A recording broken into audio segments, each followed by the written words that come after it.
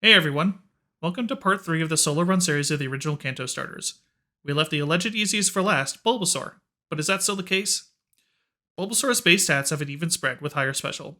However, its learn set is pretty limited, so hopefully our typing will help us during the run. As always, here are the rules. My starter is the only battle Pokemon. HM mules are allowed but cannot fight. If the starter faints, then it is a reset. Items are not allowed during battle. No cheats, Game Shark codes, or DV manipulation. However, the Badge Boost glitch is allowed. If you don't know, the Badge Boost glitch is an error that occurs in Gen 1. Each odd-numbered badge increases a stat by 12.5% for all of your Pokemon. However, these boosts trigger again during a battle if your Pokemon stats are modified. With that being said, how will Bulba Fett perform compared to the other starters? Let's find out. After defeating Rival 1 and getting the Pokedex, we make it to Vermilion City. I catch a Pidgey and head into the forest. I battle the bug catchers, which thankfully don't know any bug-type moves, and we breeze through to Pooter City. At level 11, I try Brock's gym. I wanted to get Vine Whip before the Onix, which we'll get at level 13, so I tried the Light Years trainer. But wouldn't you know, this trainer actually gave us some trouble. Diglett outspeeds and got several critical strikes from Scratch. Leech Seed could not keep up with the damage. Even at level 12, Diglett continues to outspeed, but we are able to knock it out. But then Sandshrew keeps invading Leech Seed, which I really don't know why that is happening. Maybe we got extremely unlucky? If you have any idea, please leave it in the comments. I'm very curious. Anyway, I decide to just try Brock. Bulba Fett sets up Leech Seed against Geodude and then uses Tackle. It's barely doing anything, and Geodude starts using Defense Curl. I then switch to Growl and just let Leech Seed do its thing. So yeah, this isn't the most exciting gym battle to watch. Geodude can't do anything to me, and we slowly whittle away its hit points. This is the way. Finally, the Geodude goes down, but Bulba Fett does not level up. Not again. Onix outspeeds and goes for Tackle. It deals 6 damage. I set up Leech Seed again, and yeah, this is one of the dullest gym battles I've ever done. Luckily, with the power of editing, you were watching in a few seconds, which took over 2 minutes. Finally, the Onix goes down. Bulba Fett levels up to 13, and we get Vine Whip. We start heading towards Mount Moon to get to Cerulean. This is where Bulba Fett's weaknesses become pronounced. Bulbasaur is a special attacker. However, Vine Whip, our only special attack, has 10 power points. Meanwhile, Bubble and Ember had 30 and 25 power points respectively. So unfortunately, we are forced to head back to the Pokemon Center, not because of HP, but for power points. Along the way, Bulba Fett evolves into Ivysaur, and we make it out of Mount Moon. We head straight for Cerulean Gym, time to battle Misty. Staryu first, and Vine Whip nearly one-shots it. Misty uses a retroactive X defend, like that's gonna matter, and Vine Whip finishes it off. Darby is next and outspeeds using Tackle. Vine Whip looks to be a 3-hit KO. And yeah, that was Misty. So while the gym battles are setting up nicely for Bulbasaur, it's getting there that's the challenge. Rival 2 is next, starting with Pidgeotto. It opens with Quick Attack, and I set up Poison Powder and Leech Seed. Quick Attack is doing a number to us with 2 critical hits. It switches to Gust, which thankfully is a normal type in this generation, and I allow Poison and Leech Seed to whittle Pidgeotto down. But not before getting hit with Sand Attack. Ugh. Abra is next, and there's nothing it can do to Bulba Fett. I set up Leech Seed and Poison Powder and slowly drain its health to replenish my own. This is the way. Rattata comes out and I Leech Seed it. Tackle misses twice, but I take it out with 33 hit points to spare. Now time for Charmander, and this could get rough. Charmander knows Ember, and honestly, we should lose this. I use Leech Seed, and Charmander goes for Ember. It brings us down to 21 HP, and Scratch takes us down again to 14. Leech Seed kicks in, and we regain 2 hit points. Next I use Poison Powder, and thankfully Charmander uses Leer. Tackle does more than half damage, there was no reason for us to set up. Leech Seed continues to provide health, and we do survive another Ember with 6 hit points. Another Tackle, and we made it through Rival 2. We head up Nugget Bridge, but then we get to number 3, the Youngster. Rattata and Ekans go down quick, but then he brings out Zubat. For some reason, I opt for Leech Seed, and Zubat uses Leech Life, which is a bug-type move and super effective. It takes Bulba Fett down to 28 hit points. I get a critical tackle, but it doesn't get knocked out. Zubat then uses Supersonic, and now we're confused. Bulba Fett hits itself with a confusion, and Leech Seed knocks us out. Ugh. Now we have to repeat the Misty and Rival 2 fights. Misty is exactly the same, and Rival 2's Charmander outright refuses to attack, so we end up finishing the fight way better off than previously. We make it back to the Youngster. Rattata goes down quick. I use Leech Seed on the Ekans just as it uses Rep, so Bulba Fett regains all the health it loses during Rep.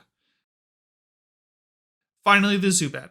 Thankfully, it misses with Supersonic twice, and we're able to knock it out. You may have noticed that my play-by-play is kind of limited, but unfortunately there's not a whole lot to talk about in this stage of the game. Either my grass-type moves are super effective and the opponents are one-shot, or I have to set up and outlast the opponent, and it sort of becomes a slog. Anyway, we save Bill from his own foolish experiment and head to the SS Anne. While we had to skip Mega Punch and Dig that both Sergeant Bubble and Torchy enjoyed, thankfully Bulba Fett can learn Body Slam, and we can challenge Rival 3. Armed with Body Slam, Bulba Fett can now two-shot the Pidgeotto. Against Raticate, Body Slam triggers a retroactive potion, and we are able to knock it out next turn. Bulba Fett outspeeds, and Body Slam one-shots the Cadaver. Finally, Charmeleon. We get a crit, and it's a one-hit KO. Now we're picking up some speed. This is the way. We get the HM for Cut and teach it to Oddish. Time for Lieutenant Surge. The first gym, we don't have super effective damage, but we still do resist electric-type moves. So this should be another cakewalk. Voltorb is first. Body Slam deals 3/4 and paralyzes. It misses with Sonic Boom, and we're able to take it out. Bulba Fett levels up, and we're finally able to replace Vine Whip with Razor Leaf. This is a significant upgrade. 20 more base power, increased chance to crit, and 25 power points instead of the measly 10. Pikachu gets one-shot by Body Slam. However, Raichu outspeeds and uses Thunder Shock. And yeah, that did almost nothing. Body Slam does over half, and we get another Paralyze. Nice. Now we outspeed, and another Body Slam knocks it out. Now for Lavender Town. We head into the dark tunnel where Bulba Fett quickly evolves into Venusaur. None of these trainers pose any challenge to us. However, Bulba Fett only has 2 attacking moves, with 40 power points between Razor Leaf and Body Slam. So unfortunately, towards the end of the dark tunnel, we run into an issue where we're running out of power points. Mind you, I'm using Repel to avoid random encounters. This is just from the trainers inside the tunnel. I make it past the junior trainer who screams at you for not trying anything in the dark, as she approaches you. But I run into one last junior trainer before the exit. I take out the Meowth with my final remaining Body Slam, thinking she just has normal type Pokemon. No! Next is the Oddish, and it resists my final Razor Leaf. And yes, I have to burn through 10 Leech Seed and 35 Poison Powders to use Struggle. To add insult to injury, Oddish uses Stun Spore, so 25% of the time, I cannot burn through one of my power points. Finally, we get through the Oddish. And no! She has a Pidgey left! We are at 30 hit points. Thankfully, it goes for Whirlwind and misses. Struggle almost knocks it out, and we're down to 6 hit points. Sand Attack misses, and we manage to struggle again, knocking out the Pidgey. This is the way. We heal up and make our way to Celadon. I buy water for the guards and a Pokédoll for the Mimic. Then grab the HM for Fly from the Hermit. Now it's time to battle Erika. She gives the TM for Mega Drain, which will be a huge upgrade from Leech Seed. Her Pokemon are also grass poison types, so I think the worst they can do is Stun Spore. However, Bulba Fett has Body Slam, so I think we'll be okay. I'm down to 3 Body Slams facing Erika after battling the other trainers. First off is Victory Bell. I use Body Slam. It does more than half, which is great.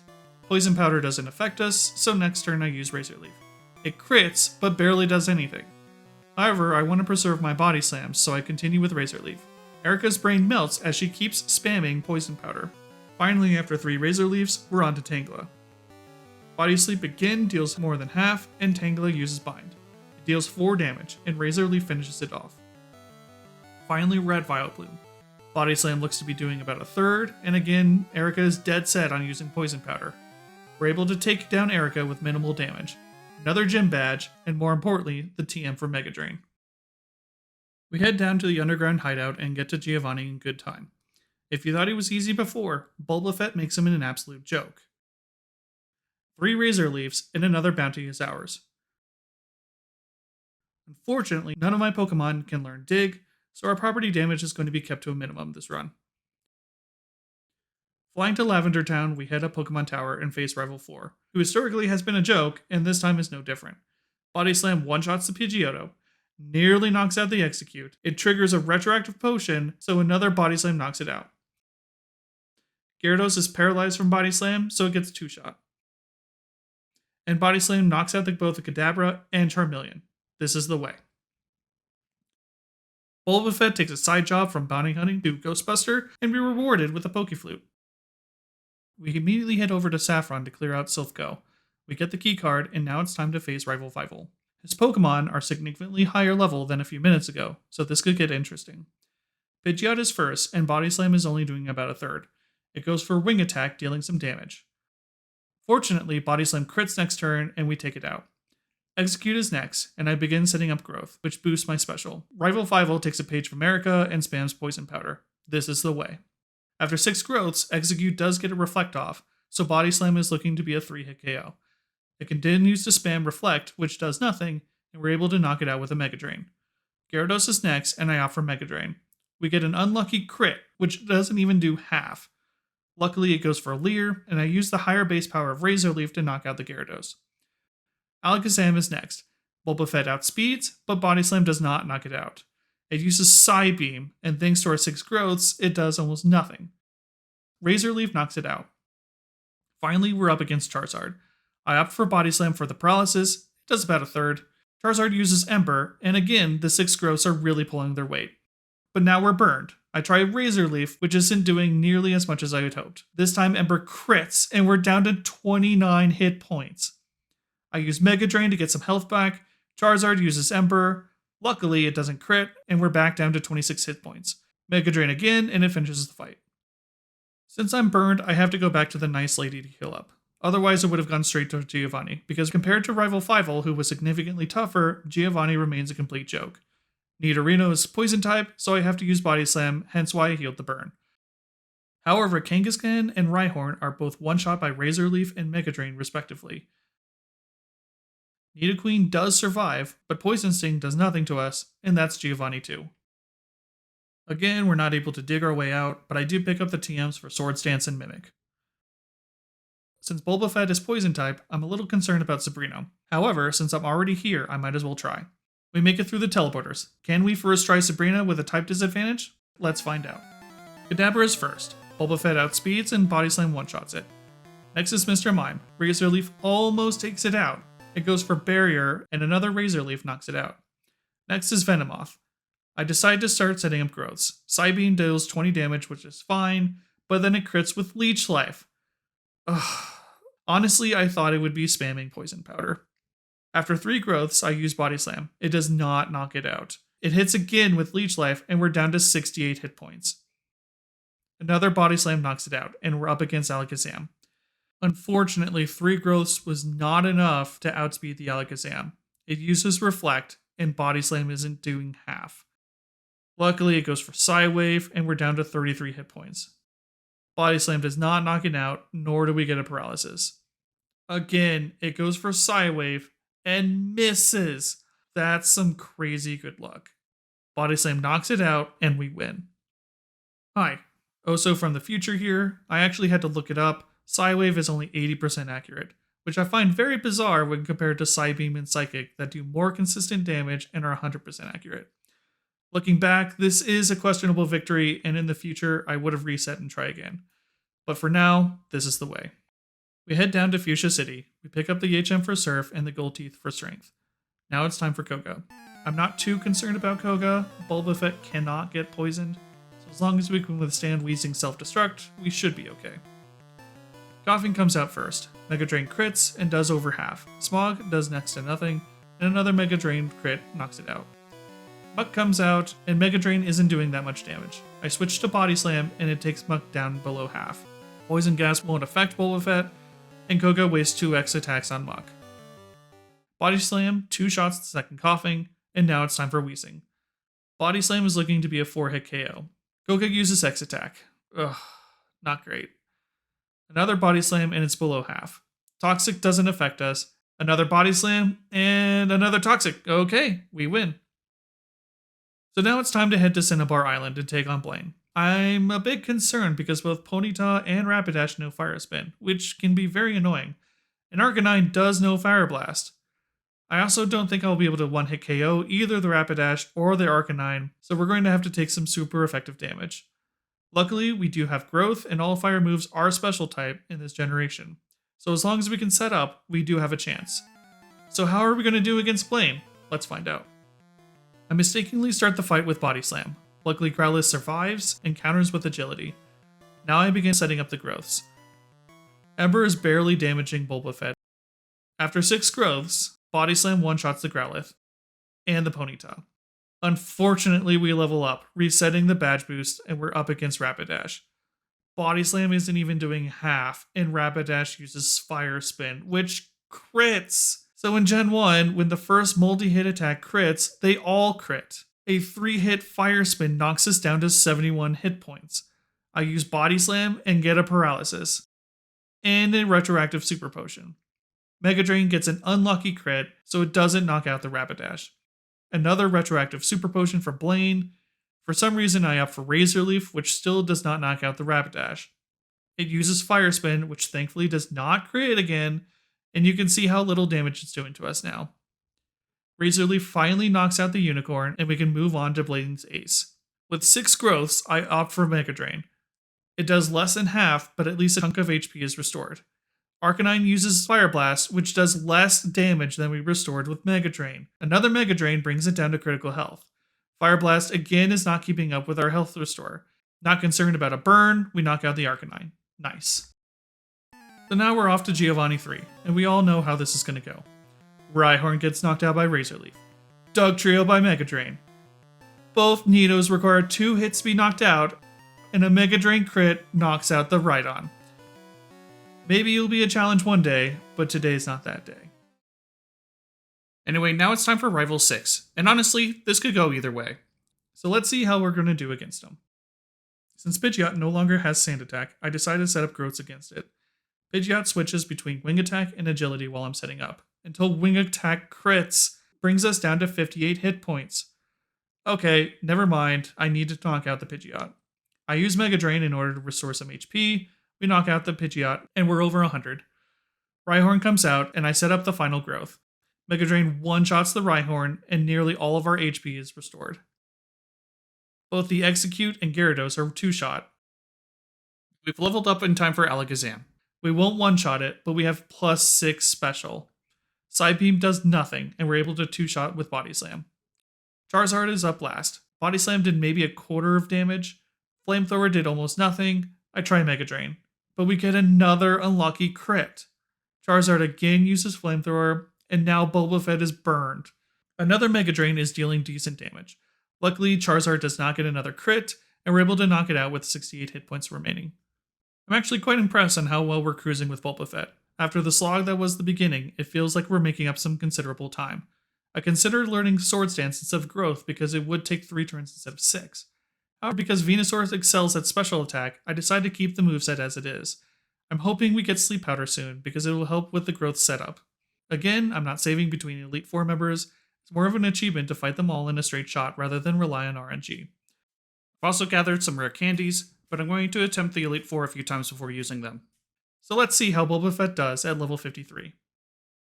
Lorelei is first and she sends out Dugong. I'm a little concerned about Aurora Beam, but Razor Leaf knocks it out in one hit. Nice.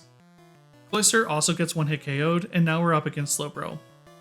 Because Lorelei has good AI, Slowbro is going to spam Amnesia against us, believing the Psychic move is super effective against our Poison type.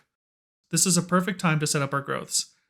After 6, we can still one-shot the Slowbro with Razor Leaf because critical hits ignore both stat modifiers. Unfortunately, we level up, so the badge boost is gone. Body Slam did more than half to Jinx. Ice Punch is scary, but luckily we don't get the 1 in 10 chance to freeze. Another Body Slam knocks it out, and now it's time for Lapras. Does Mega Drain one-shot? Yes, it does! Lorelei defeated. Hiker Bruno is once again a joke. I set up 6 growths against the first Sonics just because I can. It uses Rage, so now it's stuck dealing minimal damage as I set up. Mega Drain one-shots the Onix, one-shots the Hitmonchan, and the Hitmonlee. And we've leveled up and learned Sleep Powder. This is perfect right before Agatha. So goodbye Razor Leaf, hello Sleep Powder. Continuing on, Mega Drain one-shots the second Onix and the Machamp. So wow, that's the easiest Bruno yet. Which, yeah, I know it's not saying much. Honestly, I'm a bit concerned about Agatha. Sergeant Bubble and Torchy both had Dig, which was super effective against her Pokemon. But we won't have that luxury with Bulba Fett. Luckily, Sleep Powder should allow us to set up the growths and take them out with Mega Drain. Gengar is up first. Bulba Fett outspeeds and puts the Gengar to sleep. This is the way. I begin setting up growth. We get all 6 growths, and Agatha withdraws Gengar for Golbat. Body Slam does good damage to Golbat, but then we get Haze. Are you kidding me? Wow. Okay, so now I have to set up all my growths again. Great. Body Slam doesn't even knock out the Golbat next turn, and Wing Attack does a decent amount of damage. We knock out the Golbat, and Gengar is still asleep. I set up 1 growth, and Gengar wakes up. Sleep Powder misses once, and it goes for Dream Eater. Sleep Powder hits, but it immediately wakes up again. Another Sleep Powder hits, and Agatha withdraws Gengar for Haunter. Sleep Powder misses again, and no, it uses Hypnosis. Haunter uses Confuse Ray, great, and brings back the first Gengar. Now we're both asleep. But Gengar wakes up first. It uses 2 Nightshades before we can react. Bulba Fett hits itself with a Confusion. Gengar puts us back to sleep. Another Nightshade finishes us off. The house won. We immediately try again. Both Lorelei and Bruno are exactly the same, and we make it back to Agatha no problem. I use a PP up on Mega Drain because I don't want to run out during this fight. Hopefully we can get through Agatha without Haze resetting 6 growths this time. Agatha's first Gengar comes out, and we immediately put it to sleep. We are able to set up 5 growths before Agatha brings out Golbat again. Oh no. Sleep Powder misses, and it goes for Confuse Ray. Bulba Fett stays focused and puts Golbat to sleep. It knocks out the Golbat with Body Slam, only hurting itself with Confusion twice. Gengar comes out, and I decide 5 growths is enough. Except we get an unlucky crit with Mega Drain. Ugh. Gengar wakes up, and yet another unlucky crit with Mega Drain. Come on!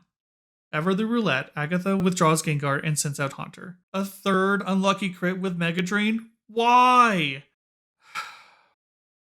Dream Eater misses again because we're not asleep. And finally we get a normal hit with Mega Drain, and it deals about half to Haunter. It goes for Nightshade, and we are able to knock it out with another Mega Drain. Gengar comes back, and 2 more Mega Drains knock it out. Arbok's next. I use Sleep Powder to avoid the paralysis from Glare. Body Slam knocks it out in 3 turns. Finally, we're up against Agatha's second Gengar, which is important to note, it does not know Hypnosis. So all it can do to me is Confuse Ray and Nightshade. First Sleep Powder misses, and it goes for Nightshade. Second Sleep Powder hits, and it's asleep. I have 5 Mega Drains left. Can we knock it out? Mega Drain 1 does about a quarter. Mega Drain 2, crit. Mega Drain 3 knocks it into the KO range. Okay. And Mega Drain 4 knocks it out. Let's go on to Lance. Now Lance, I'm not too concerned about, and here's why. He has what we call good AI, and 3 of his Pokemon know agility, so they'll be spamming it, believing it to be super effective. So, is my confidence misplaced? Let's find out. Gyarados is up first. It does have Hyper Beam, so I use Sleep Powder. Body Slam does about a quarter, and it wakes up. Body Slam again, and Hyper Beam does nearly half to Bulba Fett. I put it back to sleep and get a crit from Body Slam, retroactive Hyper Potion from Lance, and Body Slam eventually knocks it out. Lance's first Dragonair comes out, and I begin setting up growth. As predicted, Dragonair spams agility, so we're safe. After 6 growths, I get another unlucky crit with Mega Drain. A second Mega Drain nearly knocks it out. Another retroactive Hyper Potion from Lance. Great. Well, at least we'll be back to full health. Mega Drain and Body Slam knock out the first Dragonair, but then we level up, and there goes all the badge boosts. Wow, I really should have checked our experience beforehand. 2 Mega Drains knock out this second Dragonair, and we're on to Aerodactyl. It outspeeds and hits us with Hyper Beam, dealing about a third to our health. Luckily, Mega Drain does not crit, and we're able to one-shot the fossil. Finally, we have Dragonite. Mega Drain is not doing the damage I had hoped. I forgot it has flying, and therefore it's 4 times resistant. I switched to Body Slam, which is doing decent damage, but then it uses Barrier. I completely forgot about that move, and now Body Slam is only doing half as much as before. We get a paralysis from Body Slam, but we're quickly running out of power points. I hope to knock it out with Mega Drain. No, Lance uses another retroactive Hyper Potion. So for the second time in this run, I have to resort to Struggle. This is the way. I burned through 37 turns, wasting the power points of both Sleep Powder and Growth in order to use Struggle. Thanks to the magic of editing, we can breeze right through this, but it was incredibly frustrating. Also, because of Barrier, Struggle takes several turns to whittle down its health. Luckily, there was no more Hyper Potions from Lance, and we take it out. Onto the champion. So here we go. Can we one-shot the champion? Let's find out. Pidgeot is first. I use Body Slam. Not a great amount of damage, maybe a quarter. But then Pidgeot sets up for Sky Attack. I immediately put it to sleep and continue with Body Slam, knocking it out in 3 more turns. Alakazam is next, and outspeeds. It goes for Psybeam, and crits. No! After all that! I decide to give it another try, but not before using our second PP up on Mega Drain, so that I have 14 power points. Lorelei is about the same, except Jinx crits with Ice Punch, bringing us down to 11 hit points. However, Mega Drain from Lapras restores nearly all of it. Bruno remains the same, and Agatha cooperates with us, and we make it back to Lance. We put the Gyarados back to sleep, and 4 Body Slams knock it out. We knock out the first Dragonair, and now we've leveled up. With the second Dragonair, we set up 6 growths, and we've 2-shot the Dragonair, outspeed, and 1-shot the Aerodactyl. We still have some issues with Dragonite. Lance continues to use retroactive Hyper Potions, but at least we made it through without having to resort to using Struggle again. Back to the champion. I immediately put the Pidgeot to sleep and set up a single growth. I know I'm about to level up, and I don't want to have a repeat of Lance. Then I use Body Slam, and finally Mega Drain knocks it out. Hopefully this growth will let us outspeed the Alakazam. And it does! Unfortunately, we don't knock it out, and it goes for Psychic. Luckily, it does not crit, and we survive on half HP. Another Body Slam knocks out the Alakazam. Rhydon is next, and we set up the remaining 5 growths. Fury Attack does crit, but it only hits twice. Horn Drill is nothing. Rhydon is kind enough to use the Lip, bringing us to 7 boosts. Mega Drain 1-hit KOs the Rhydon, healing us nearly back to full. I opt for Mega Drain on Executor, and not another unlucky crit! What is this? Executor puts us to sleep and whittles down Bulba Fett down to 24 hit points. I opt for the Clutch Sleep Powder. It misses. And Hypnosis hits again. Bulba Fett's asleep. It's all over. Except Bulba Fett wakes up, Barrage misses, and Sleep Powder hits. Yes, Executor is now asleep. Mega Drain does a chunk, bringing us out of critical health range. Another Mega Drain, and we're nearly at half health. A third Mega Drain knocks it out. Gyarados is next, and Mega Drain hits for 2/3 of its health. We're nearly back to full. Leer gives us another boost to our stats, and we knock out the Gyarados at full HP. Let's go. Charizard is last, 7 boosts, and Bulba Fett outspeeds. We put it to sleep. Yes, Body Slam does more than half. It's still asleep. Oh my gosh, Body Slam knocks it out. Bulba Fett is the champion at level 59. This is the way. I am astonished. Out of the 3 starters, Venusaur managed to beat the champion at the lowest level by far without using rare candies. It also did not get stuck on any fight, unlike the other 2. After the beginning slog, Bulba Fett kept up a steady pace and had answers for each battle. Here's a chart of how each starter did for the major battles. I wouldn't put too much emphasis on it, as I forgot about Erika with Charizard and cannot account for breaks or Twitch chat. However, the general trend is that Torchy bolted through all the encounters, but got stalled big time by Lance. Sergeant Bubble was a bit more consistent, held back a bit being my first attempt at the game, but had some difficulty with the champion. Finally, Bulba Fett took the slow and steady route, making up time after its abysmal early game. Even though Sergeant Bubble was technically faster, I'm going to have to give Bulba Fett first place for being 8 levels lower and having a steadier endgame overall. Just some final thoughts on this challenge. It will be extremely difficult to do this challenge at a lower level for either of these Pokemon. Sergeant Bubble may have the best chance, but Torchy really struggled against Lance's Gyarados. Bulba Fett needs to hit level 55 before Agatha in order to use Sleep Powder. Torchy, I think, will benefit the most overall on a second playthrough, now that I have a better moveset and plan against Lance. Sergeant Bubble will benefit from optimized routing and hopefully better RNG against Lorelei. Unfortunately, I think that Bulba Fett will benefit the least out of the 3. We can possibly do better during the early game and get Vine Whip versus Brock so that we're not stalled as hard, but the power point limitations really add up. We also cannot skip any more battles because we need to hit level 55 before Agatha, so we're limited to not resetting. But those are my thoughts, and I'm curious what are yours? Leave a comment below on what you think I could do better, and which Pokemon you would like to see me try next. And if you enjoy these videos, please give it a like and subscribe to my channel to be notified about new content. My name is Oso, and thanks for watching.